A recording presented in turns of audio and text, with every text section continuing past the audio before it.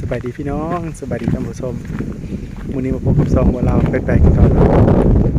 มื้อนี้บัวลาวลงมาติดตามเรียกงานน้ำอ่างสูงตอนนี้บัวลาวอยู่ที่บ้านนาหนองจานบ้านนาหนองจานเป็นกำเมืองว่าเป็นแขวงสารวัตรครับ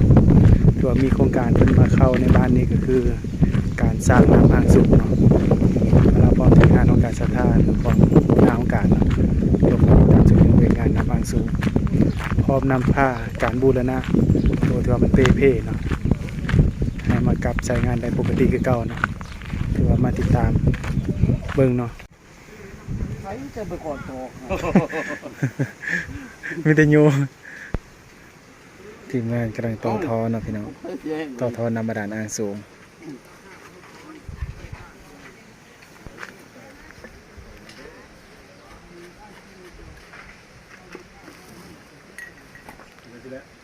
มาแล้วบ่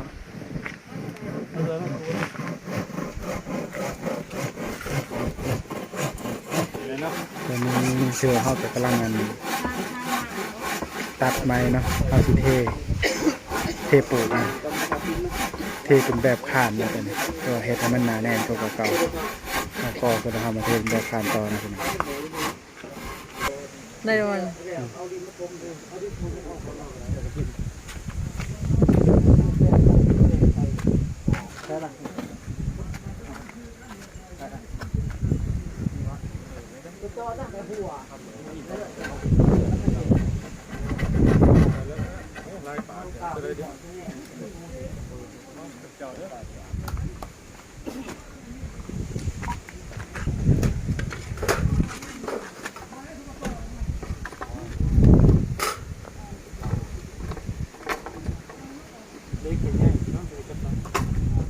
จะยิ้มแล้วแม่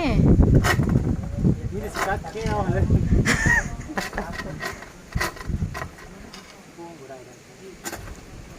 ไปลองตัวอื่นมา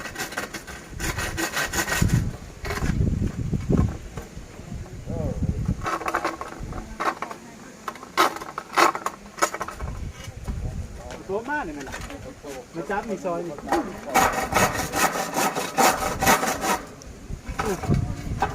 าทำงานเพื่อทางนั้น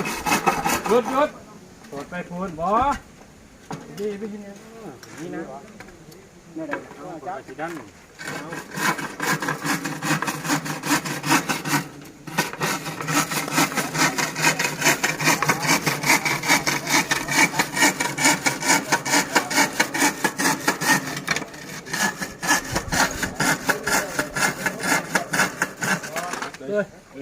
เลยหันกันเลยเอาเลยแห่งนี้เป็นว่าวันนี้น่าลุ้นเลยสิงานหรอก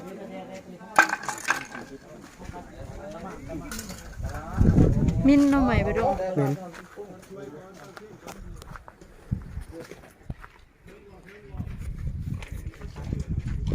ทีนี้เรากำลังต่อท่อเนาะพี่น้องจากที่ว่าตัดเลยมาให้เพื่อนแน่นี่เราเห็นเพื่อนขยันดีเหรอนะมันยังไงกาแฟป่ะเปรี้ยวหอมเหรอเอาปงลงมาเอาแบบเก่าแบบโอ้เงินนะครับเรื่องนี้นี่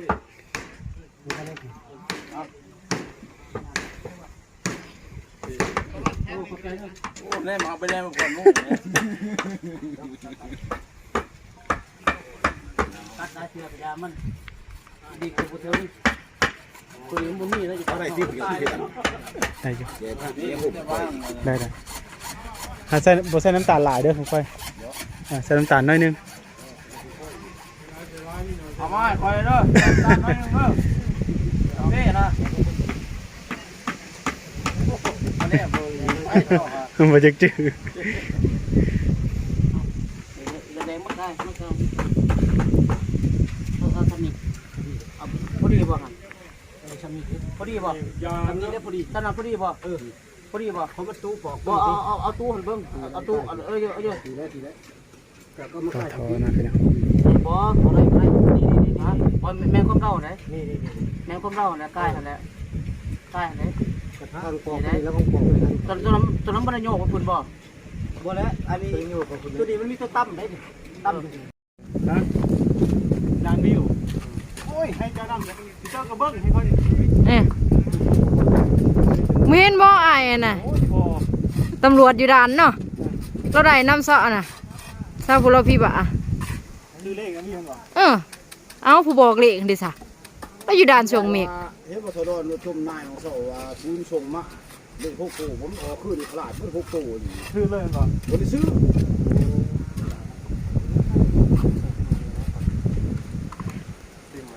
จากเฮ็ดเวียกเมลเด็กไอ้สิแลก็มาเฮ็ดก่อสร้างบัดนี้ เป็นสาเทพูน สร้างเทพูนนอกสถานที่ โอ้ยข้างนั้นไปคนละเอา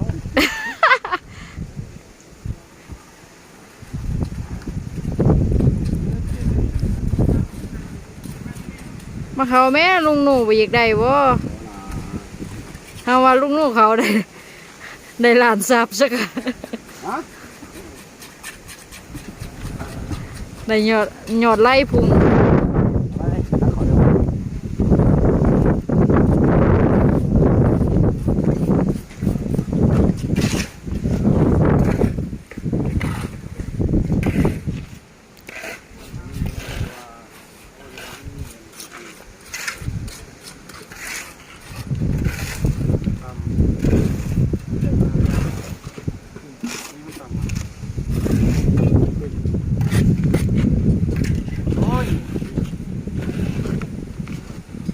เอาวิวธรรมศาสตร์ก็ เดี๋ยวปิดเป็นทางเทศอยู่นี่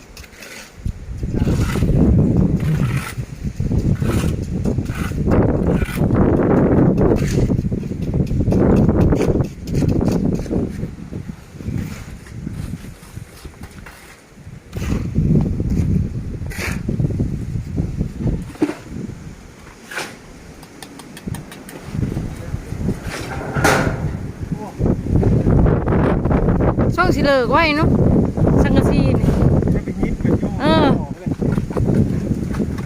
มาแล้วมาเลย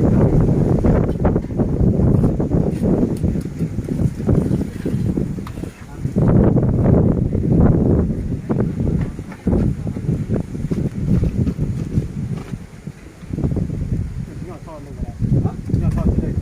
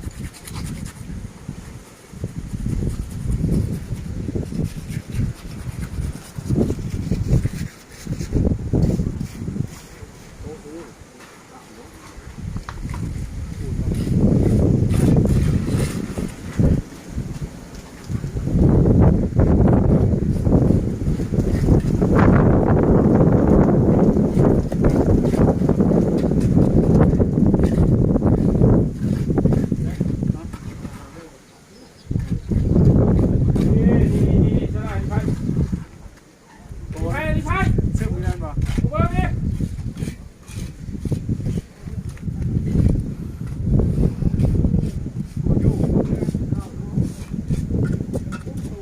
คนบริเคียนเก่านะไปจ้า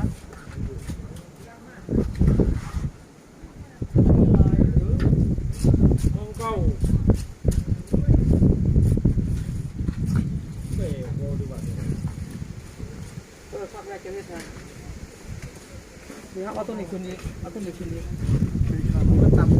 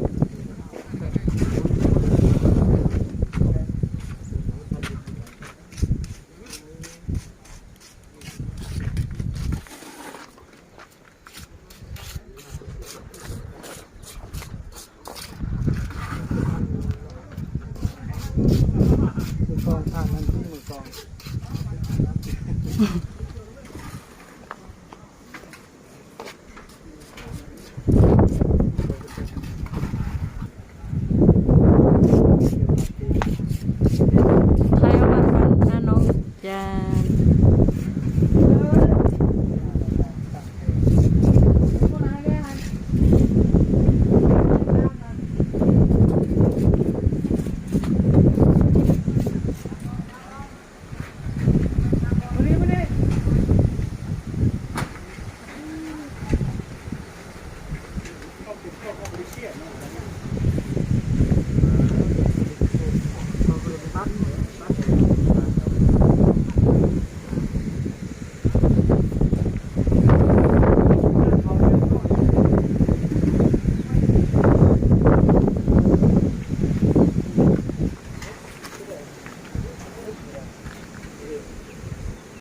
ดมาพี่นะพี่น้องหลังจากที่ว่าเฮาเทแทงตัวโปมแล้วเฮามาเทตัวน้ำสร้างบาดาลต่อนะพี่น้องตัวน้ำสร้างบาดาลตัวนี้เพิ่งจะสร้างตั้งแต่ปี97เนาะถึงว่าเฮาเป็นปูและนาขึ้นเนาะโครงการเพิ่นสิเข้ามากวดเนาะตัวนี้ถือว่าเฮาสิเปิดบ้านใช้น้ำบาดาลนางซูมนะบ้านหน้าหนองจากทีมงานทางสิเทนะเทพื้นไม้ตัวนี้เนาะ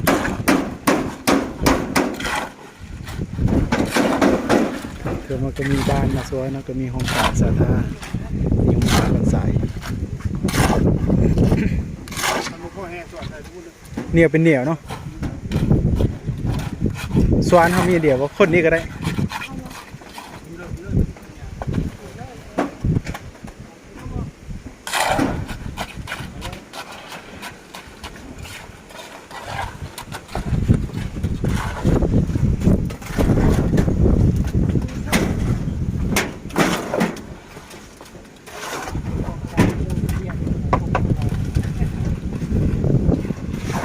หลังน้ำหน่อย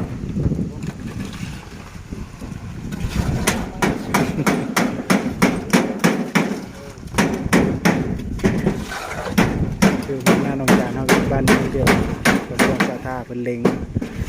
พัฒนาเลยสุ่มใส่ให้บ้านได้สุ่มใส่น้ำสะอาดแล้วก็มีวิถีนะพี่น้อง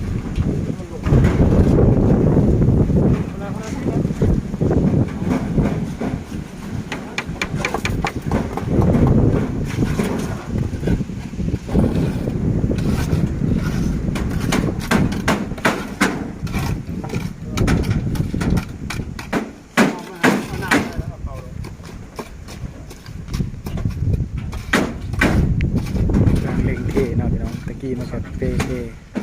เอามาบูรณะใหม่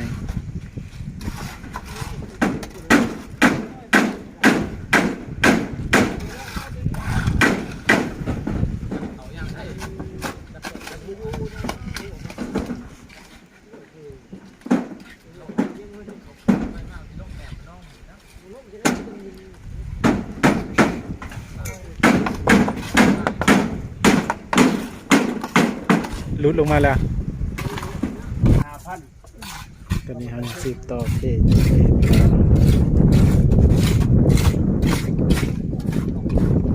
กูได้แน่นอนกูต้องบอกกันเลยตัวมันย่องเลยอย่าข่าวฮะ ข้าวมันเดาะเลยเนาะ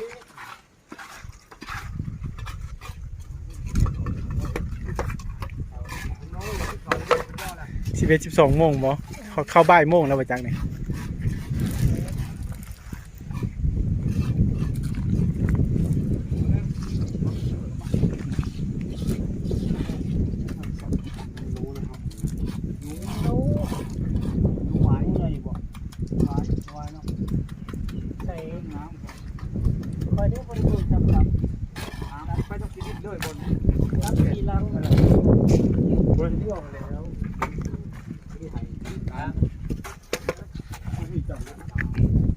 ก่อนใหญ่ใช่ก่อนใหญ่ต่อจนลงมือเลยที่จะเคาะลงมันดุงขึ้นมา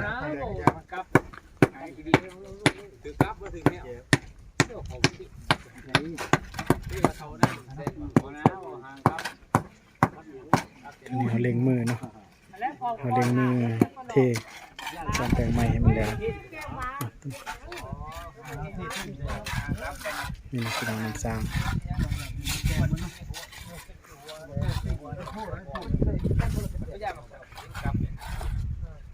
เท่เป้งกี่ไรเนี่ยยังแล้วเท่เป้งมดหมดมาเที่ยวถึงแล้วที่วันนึงบอกแล้วเอาเงี้ยใส่ทุกกันเลยเขาบอกว่าเจ้าโมขาดประการบริการย่างย่างเขาแล้ว ของแท้เนี่ยเนาะดำมันจะอ้างนะเดี๋ยวไม่เดิมมือกัน จำได้ยังไง จับคือเบาเลยเอาไปกันเนาะเพิ่นว่าบ้องยากเอาเป็นรถทางเอาเป็นรถทางเอามันปมเนาะเอาทิ่มโอ้ยทิ่มอยู่เลยงูทิ่มงูเนาะ ตัวนำทีมโดยคณะของการสถานเรามาติดตามพร้อมพานำสองแปลงบูรณะ นอนทำป้ายมองด้วยกันง่ายๆไม่ต้องใหม่มันหัวใหญ่ด้วยหัวเยอะมันห้องปัจจัยนี้เชียวละครับเนี่ยเราบอกง่ายๆอ๋อง่ายเอาเป็นตั้งมันประเภทยาคนพันนะคนช่างเกียร์ตัวนี้ลง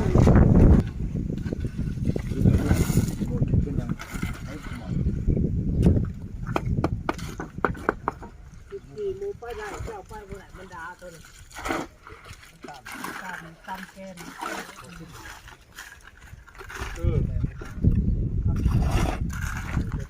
มาจับตีไงก็ตีหน่อยไปพอมาเรียนได้ก็คือการของคนทางหาเขาปล่อยเลยเขาคุยแล้วยังไม่ซื้อมากับโบมี่ทำก็เอาเยอะแยะแล้วการของคนทางหาไปจะซื้อแล้วก็เลยไม่จำหรอกมันตัวที่ต้นกันนะที่ก็ทายออกให้มันหน่อยคือขั้นบันที่พอไปซื้อจะบุกพ่อเนี่ยคนยิ่งพอไม่ที่จะบุกพ่อ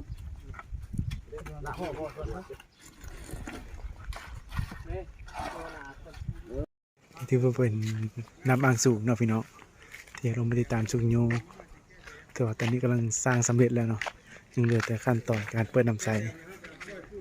ถือว่ามาวันนี้บ่าวลาวก็จะขอจบคลิปนี้ไปเพียงเท่านี้เนาะพี่น้องขอขอบใจบรรดาท่านที่เข้ามาติดตามรับชมคลิปบ่าวลาวจนจบเนาะ